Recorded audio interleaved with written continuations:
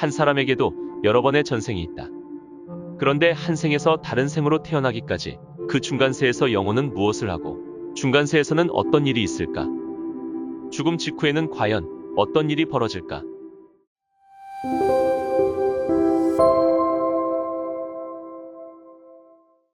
전생퇴행을 하는 과정에서 그 중간세를 체험하는 사람들도 있다. 3과 3 사이, 티벳 말로 바르도라고 하는 그 중간세는 우리가 태어나기 위해 뒤에 두고 온 것이자 우리가 죽으면 되돌아가는 곳이기도 하다. 중간세를 체험한 사람들은 공통적으로 죽음 바로 직후에 암흑의 터널이 지나 황홀한 빛, 눈부신 광명, 우주와 하나 되는 느낌이라고 그 세계를 표현한다. 모든 존재의 근원으로부터 오는 순수한 빛을 체험하게 된다. 그리고 곧 영혼은 자신이 바로 직전에 살았던 삶의 모습들을 영상처럼 하나하나 보게 된다. 자신이 전세에서 살았던 모든 삶의 모습, 자신의 죄와 허물, 자신의 모든 삶의 모습들이 백일하에 드러나게 된다. 그래서 감출 수도 돌이킬 수도 없는 자신의 삶에 대한 죄의식, 자책감, 부끄러움, 비통함에 고통스러워하게 된다. 무엇보다 가장 고통스러운 것은 뉘우치고 잘못을 고치기에는 이미 너무 늦었다는 것을 깨닫게 되는 때라고 한다.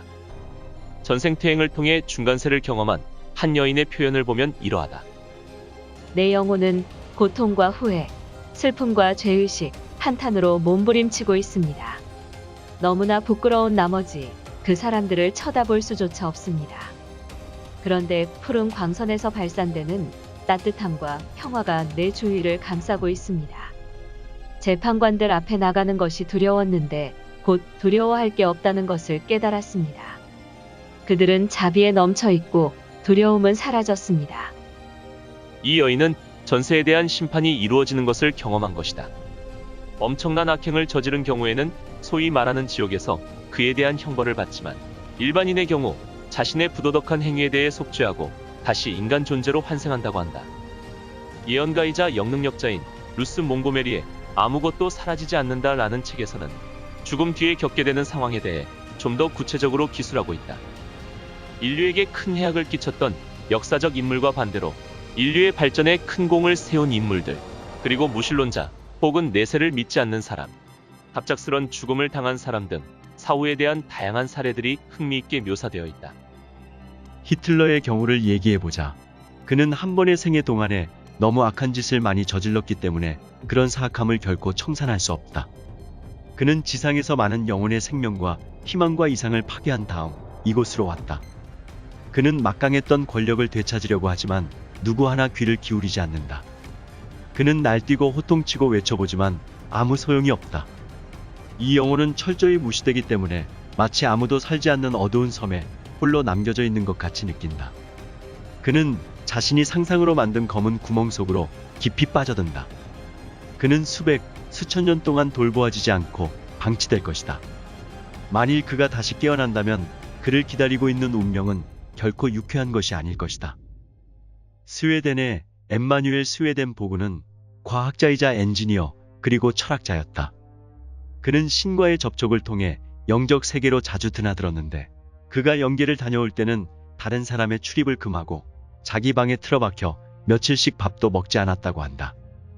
그는 천국과 지옥에 방문하는 것을 허락받았고 그곳 사람들과 얘기도 할 수 있었으며 영적인 면에 대한 통찰력을 얻었다.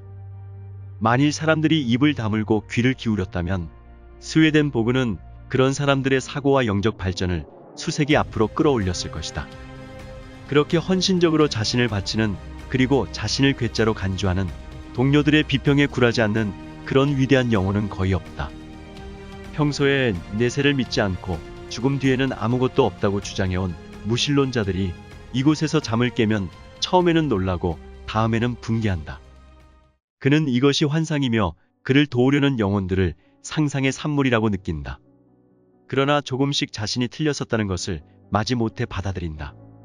그리고 내세를 믿지 않았기에 다른 사람에게 가혹하게 대했던 사람들은 영계로 온 순간 미친 듯이 광포해진다. 왜냐면 자기 스스로 만든 상황, 즉 다른 탐욕스러운 영혼들에게 둘러싸인 자신을 발견하기 때문이다. 다른 탐욕스러운 영혼들도 같은 상황에 있기 때문에 그들 자신이 만든 지옥으로 그를 기쁘게 끌어들이는 것이다. 그는 자신의 무덤을 팠었고 얼마나 바보처럼 살았는지 알고는 몹시 비참해진다. 그가 충분히 후회를 한 다음에야 그를 둘러싼 완고한 영혼들로부터 자유로워질 수 있다. 그 뒤 오랫동안 자신의 잘못을 반성함으로써 자신의 영혼을 찾는다. 자신의 개인적 이익을 위해 다른 사람을 의도적으로 살해한 살인자의 경우 그는 죽음의 문을 지났을 때 아무것도 발견할 수 없기를 기대한다. 그리고 그는 오랫동안 아무것도 발견하지 못한 채 죽음과 같은 상태에 놓여 있다가 마침내 무언가가 그를 깨운다. 그는 깨어나서 자신이 만든 지옥을 실제로 보게 된다.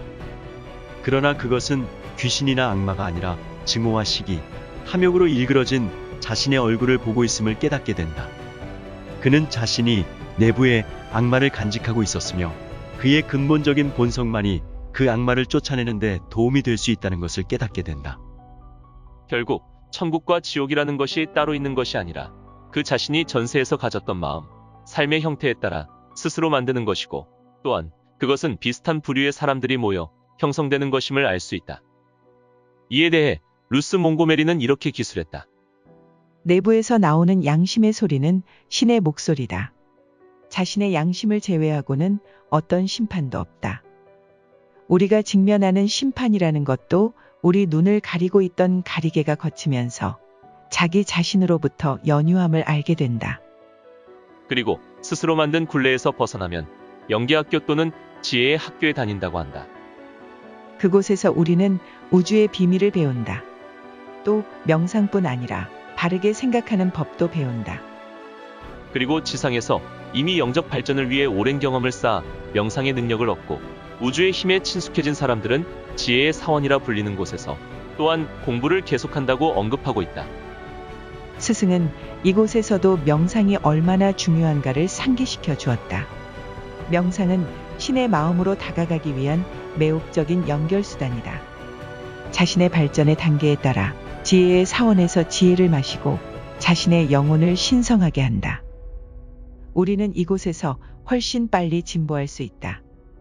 그러나 이곳의 문은 모든 사람에게 열려 있는 것은 아니다. 이러한 과정을 거친 뒤에 영혼은 지난 삶을 바탕으로 다음 삶의 형태를 결정하게 된다. 결단을 내릴 때는 재판관들의 조언이 함께한다고 한다. 그 영혼이 어떤 카르마의 빚을 지고 있는가, 어떤 점을 배울 필요가 있는가를 염두에 두고 다음 생을 결정하게 되는 것이다. 물론 책에 나온 내용이 다 맞다고는 생각하지 않는다. 죽어서 지옥으로 바로 간 사람은 지옥이 사후세계의 전부라 생각할 것이며 평범한 차원으로 간 사람은 지옥 같은 곳은 없다고 생각할 것이다. 지구에도 수많은 나라가 있듯 사후에도 수많은 세계와 차원들이 존재할 것이다. 어쩌면 그래서 사후세계를 경험한 사람들의 증언이 조금씩 차이가 있는지도 모르겠다. 4차원에 있는 영혼들은 5차원을 이해하지 못할 것이며 5차원에 있는 영혼들은 6차원, 7차원을 이해하지 못할 것이다. 4차원에 있는 수호신에게 사후세계에 관한 이야기를 들었다면 그보다 높은 차원의 세계는 그 수호신도 알지 못한다는 것이다. 윤회는 대우주가 인간을 성숙시키기 위한 우주의 법도이다. 윤회를 거듭하며 살아생전 영적 성장을 이루어 사후에는 점차 높은 차원의 세계로 들어가는 것이다. 세상에는 많은 신이 있다. 처음부터 신이었던 존재도 있을 것이다. 하지만 대부분은 충분한 영적 성장을 이루었기에 높은 차원에서 더 이상 윤회할 필요 없이 신과 같은 존재가 된 것이다.